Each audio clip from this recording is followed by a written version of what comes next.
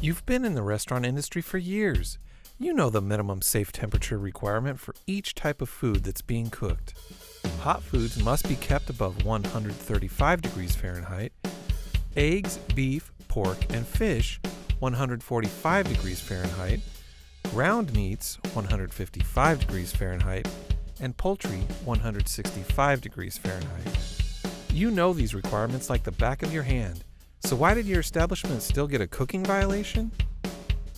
Well, ask yourself some questions like, do my employees realize they can't rely solely on a food's texture or appearance to determine whether it's been fully cooked? Do they know how to properly use a thermometer to check food temperatures? Do they understand that no matter how busy they may be, they still need to make sure that food is fully cooked before serving it?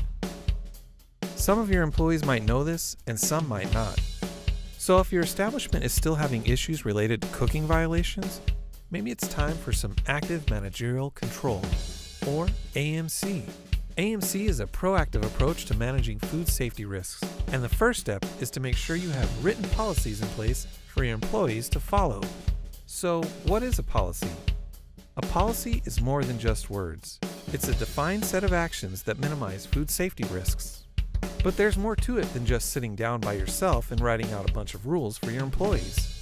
Instead, you and key staff members should work together to create a cooking policy tailored to your establishment and specific food processes. Your policy should answer these key questions. Who does this policy apply to?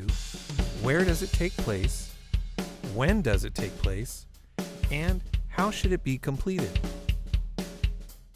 Your policy should also include corrective actions so employees know what to do if something goes wrong or isn't done correctly. For example, if a food item hasn't reached the minimum required cooking temperature, it should immediately be placed back onto the cooking surface until it meets the proper time and temperature target. Remember, no policy is complete without corrective action. So now you have a written cooking policy.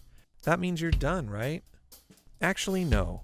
You're never completely done when it comes to developing a policy for AMC. Think of your policy as a living document because as issues arise, you and your team should revisit and revise the policy as needed.